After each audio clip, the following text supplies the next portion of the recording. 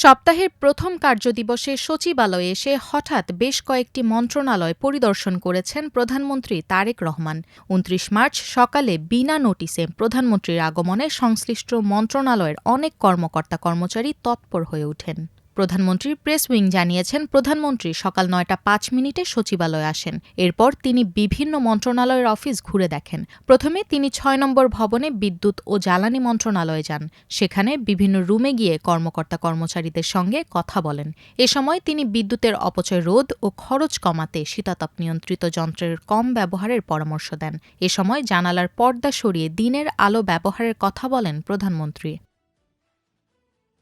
পরে প্রধানমন্ত্রী পানি সম্পদ মন্ত্রণালয়, সমাজ কল্যাণ, স্বাস্থ্য ও পরিবার কল্যাণ, পরিবেশ ও বন, মৎস্য ও প্রাণী সম্পদ, গৃহায়ন ও গণপূর্ত এবং কৃষি মন্ত্রণালয়ে যান। এসব মন্ত্রণালয়ে কর্মকর্তা-কর্মচারীরা উপস্থিত হতে না হতেই তিনি সেখানে হাজির হন। এ সময় চেয়ার টেবিল সহ বিভিন্ন আসবাবপত্র যত্নে রাখার পাশাপাশি পরিষ্কার পরিচ্ছন্নতার দিকে নজর দিতে পরামর্শ দেন প্রধানমন্ত্রী। তিনি কর্মকর্তা-কর্মচারীদের উদ্দেশ্যে বলেন, দেশকে সত্যিকার অর্থে ভালোবাসতে হলে বুকে ধারণ করে ভালোবাসতে হবে। এই দেশ আপনাদের, আমাদের সবার।